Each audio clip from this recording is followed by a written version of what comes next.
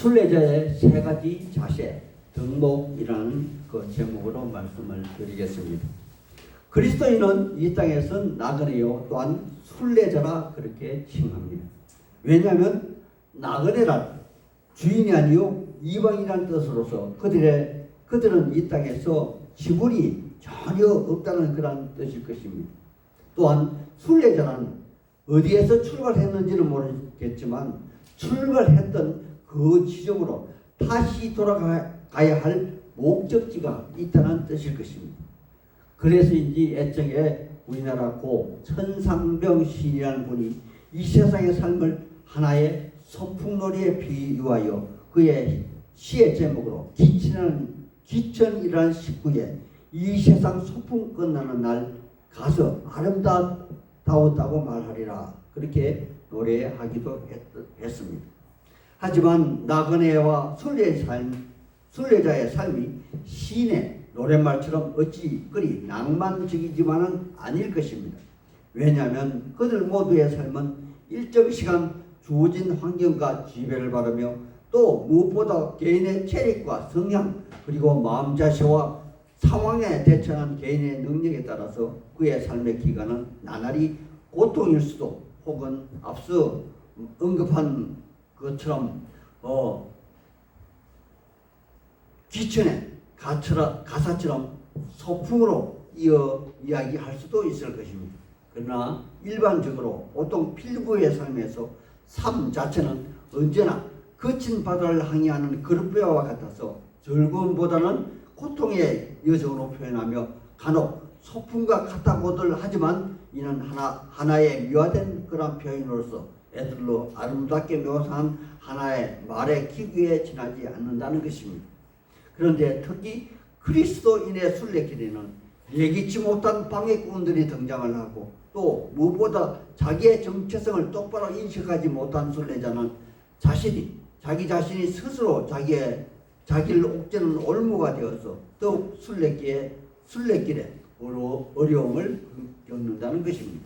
그렇다면 순례자는 자기 자신의 삶에 대한 정체성을 어떻게 정의해야만 하는 것일까요? 우리는 오늘 본문을 통하여 그리스도인이 이 땅의 삶을 살면서 올바른 자신의 삶에 대한 정체성 세 가지에 대해서 한번 알아보기를 원합니다. 먼저 13절 첫 음절에 그러므로라는 일반적이고도 그 결론적인 그런 부사절로 시작하고 있다는 것입니다. 그러므로 이 말은 앞에 문장 모두를 다 봤겠지만 제가 10절의 말씀에서 12절의 말씀을 요약 정리하여 살펴드리자면은 너희가 전해 들은 은혜의 구원의 복음은 그리스도가 먼저 고난을 받고 후에 영광을 받은 것이니 이는 앞선 선지자들에게 하늘로부터 보내신 성령으로 말미암음이니 이는 천사들마저도 자세하게 살펴보기를 원하는 바라라고 요약할 수가 있을 것입니다. 즉 너희에게 주어진 구원의 은혜 복음은 실로 대단한 것으로서 천사들도 흠모할 만한 것이다 라는 말씀이겠죠. 그러므로 너희는 이 구원의 은혜 복음을 간직하기 위한 최소한의 필요 충분 조건이 있다는 것이며 저는 이 순례자의 세 가지 자세 덕목에 대해서 이렇게 정의했습니다. 그 첫째가 마음의 허리를 동이라는 것입니다. 하나님의 사람들이요 허리를 동이라는 그 말은 실제적 물리적 행동에 제약을 가하라는 그런 말일 것인데 여기서는 앞서 마음의 허리를 동이라고 말하고 있는 것으로 보아서 이는 행동이 앞서 그 근본 마음부터 단단히 고쳐먹는 자세를 이야기하는 것으로 추정이 됩니다. 그리고 뒤에 나오는 근실이라는 단어가 있어서 더욱더 허리를 동이라는 말에 집중하게 하는 것으로 보여집니다. 그러므로 단순히 허리를 동이라는 말은 물리적 자세를 원하는 것이 아니라 에베소서 6장에 등장하는 전신갑주를 입은 자는 제일 먼저 진리의 허리띠를 매는 것과 같이 순례자는 영적인 전사로서 다시 돌아갈 본향으로 기가하기 위하여 그 본분을 다하기 위하여 아니 모든 일에 하나의 목적을 위한 절제된 행동 즉 마음을 졸이며 분별이 있는 행동을 하는 자세를 주문하는 것이 아닌가 생각했습니다. 이는 다른 말로 우리의 기천이 완성되는 재림 예수 그리스도의 그날에 우리가 받을 영광의 은혜를 간직한 자의 자신을 말하는 것으로서 그들 유대인의 조상 즉 아브라함과 이삭과 야곱의 하나님을 그들 자신의 아버지라 하나님으로 재인식하는 그런 표현으로서 14절에 너희가 순종하는 자식처럼 마음의 흐리띠를 통이라 그렇게 표현하는 것으로 사례됩니다. 하지만 그들 유대인들에게는 아픈 과거가 있지 않습니까? 그들은 아브라함과 이삭과 야곱의 하나님을 섬기고 따른다고 모세의 율법을 맹목적으로 따랐지만 이미 그들의 마음속에는 하나님도 모세의 율법도 사문화되어서 그들의 삶에서 빛을 잃은 지 오래라. 하나님도 그들의 삶에서 아무런 영향을 주지 못하고 모세의 율법도 하나의 법조문일 뿐 그 내면의 근본 정신을 그들 삶에서 멀어진 지 오래라는 것입니다. 이는 오늘날 우리 현실의 법처럼 법에 명시되지 않으면 제로 성립되지 않는다는 그러한 주장을 하는 것과 같으며 그들 힘 있는 자들은 자기 사육을 추구하는 도구로 법 전문가 즉 변호인들을 양성하여 그들만의 삶의 보호막을 치는 것과 같이 그 예측에 그들 또한 모세의 법을 그들의 임의로 사용했다는 그러한 표현일 것입니다. 두 번째로 너희가 부르신 거룩한 이처럼 너희도 모든 행실에 거룩한 자가 되라 하는 말입니다.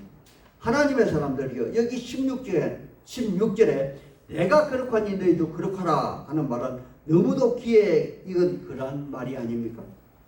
이는 출애굽기 3장에 나오는 말로서 하나님이 떨기나무에서 모세를 부르시면서 내가 선 땅은 거룩한 땅이니 너는 발에 신을 벗어라 하신 말에서부터 시작되는 유래되는 그러한 말일 것입니다.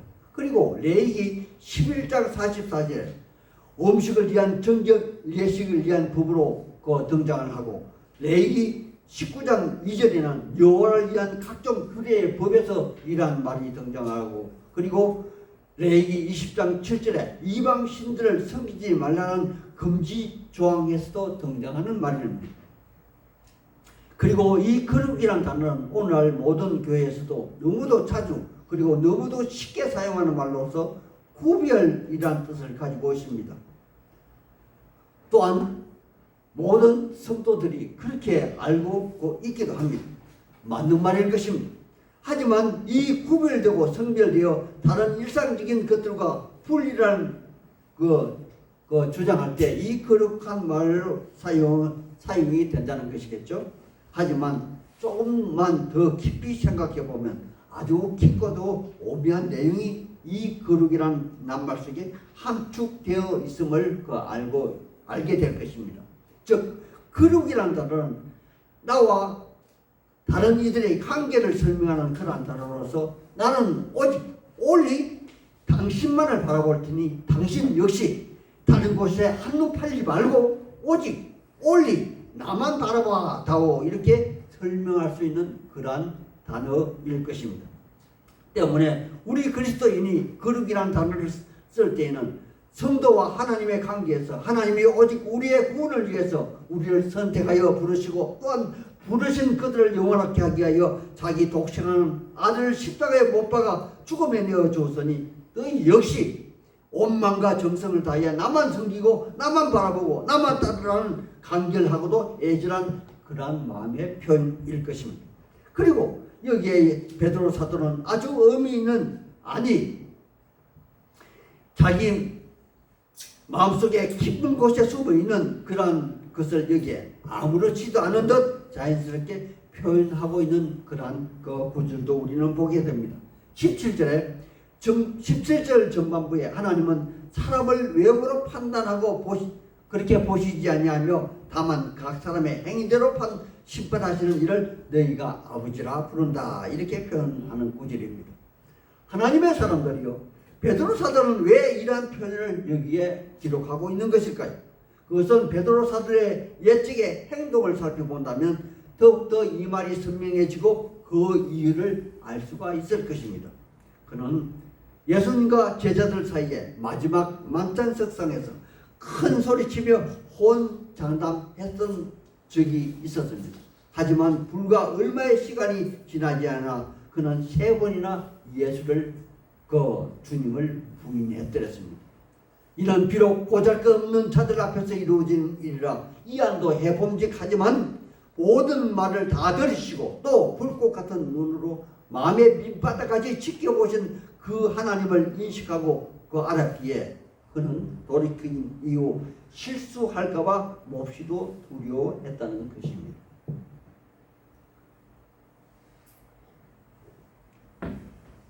우리 속담에 낱말은 새가 듣고 반말은 치가 듣는다는 그런 정도의 말이 아니라 산천초목이 그의 눈이요 바람과 공기가 그의 귀가 기라 하늘 꼭대기가 그의 손바닥이요 바다 깊숙한 밑바닥이 그의 발등상이라 우리는 그의 눈빛을 그의 오감을 절대 피할 수 없다는 것입니다. 비록 아무도 듣지 않았고 아무도 보지 않았다 할지라도 않았다고 그렇게 스스로 자의한다 할지라도 우리 하나님은 그 모든 것을 다 알고 계시다는 마음의 눈을 우리 성도들은 가져야 할 것입니다. 이것은 좋은 일이든 나쁜 일이든 아니 우리의 생각과 마음까지 다 읽고 계시는 하나님을 베드로 사도는 뼈저리게 알고 그렇게 느꼈다는 것입니다. 그래서 그는 하나님이 너무도 좋기도 하겠지만 때로는 너무도 두려운 분으로 알았기에 17절 후반부에 그는 이렇게 기록하고 있습니다. 너희가 나그네로 있을 때 두려움으로 지내라. 그렇게 그는 권면하는 것이며 또한 자기 자신에게 속삭이듯 다짐하는 그런 말이 아닐까 생각했습니다.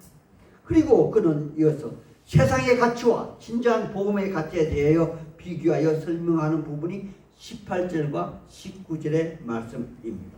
18절에 세상의 가치는 부와 권력의 그 모태인 은이나 금이겠지만 우리 그리스도인에게는 우리와 하나님 사이의 관계를 회복하게 하신 어린 양 그리스도의 보배로운 피로 말미암은 것이다 이렇게 말입니다.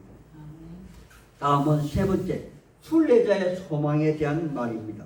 하나님의 사람들이요 우리가 그리스도인이 된 것도 또한 기천하는 소망을 갖게 된 것도 우리의 것이나 우리의 노력 혹은 우리의 선한 행위에 근거한 것이 아니라는 것을 우리는 이미 잘 알고 있습니다.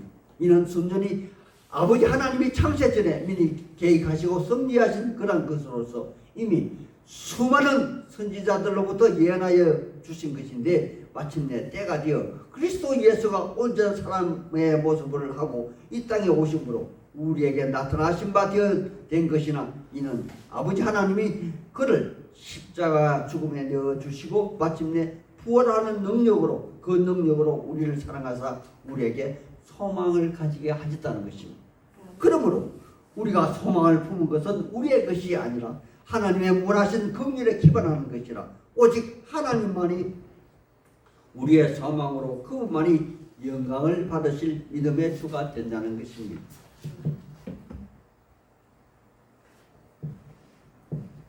하나님의 사람들이요 이 세상 모든 피조물은 그 쓰임에 합당한 목적이 있을 것입니다. 그러므로 그 쓰임의 용도가 완성되면 폐기 처분되어 썩어 또 다른 생명체나 구조물의 일부가 될 것입니다. 하지만 근본 하나님은 영원토록 살아계시므로 그분 말씀은 진리로 영원할 것이며 또한 우리에게 약속하신 그 약속 또한 영원히 존속되며 유지되어 또한 변형되거나 사라지지 않을 것입니다. 그러므로 베드로 사도는 하나님의 창조물을 우리 역시 들에 이름 없는 풀과 꽃에 비유하며 소망 없는 자로 그렇게 표현한 것을 제가 약간 의역하여 말씀드리겠습니다. 24절에 그러므로 너희 자신들이 그렇게 대단한 것으로 착각하겠지만 실상은 모든 육체는 들의 풀과 같고 그 영광의 풀의 꽃과 같아서 풀은 마르고 꽃은 떨어지되 오직 주의 공문의 복음의 진리의 말씀은 세세토록 있을지어다. 아멘. 그리고 그는 또 한 번 더 강조하여 말합니다. 너에게 전해진 복음이 바로 이 말씀이라. 바로 이것이 우리의 소망이 되는 것입니다. 하나님의 사람들이요 그러므로 우리가 거듭난 새 사람으로 소망을 갖게 된 것은 이 썩어질 땅의 것으로 된 것이 아니라 썩지 아니하고 변하지 아니하는 진리로 된 것으로서 이는 살아있고 항상 있는 하나님의 약속 있는 말씀으로 된 것을 믿으시기를 소망하고 축복합니다. 아멘. 이제 말씀을 맺으려 합니다. 24자들이 가져야 할 세 가지 그 자세 덕목은, 첫째, 순례자는 순례의 삶을 사는 동안 행동이 앞서 먼저 마음의 허리띠를 그 근신으로 조이라는 것입니다. 그리고 두 번째, 하나님이 우리 그리스도인들을 독생하신 하나님을 죽이면서까지 거룩으로 살아가는 것은 우리도 같이 오직 하나님의 구별된 거룩으로 살아가야 한다는 것입니다. 그리고 세 번째, 하나님이 긍휼로서 허락하신 소망을 믿음으로 간직하며 끝까지 죽는 것까지, 우리 인생이 끝나는 날까지, 그리스도의 재림의 그날까지 인내로 지켜내시기를 우리 그리스도 예수님 이름으로 소망하고 축복하는 바입니다. 아멘. 아멘.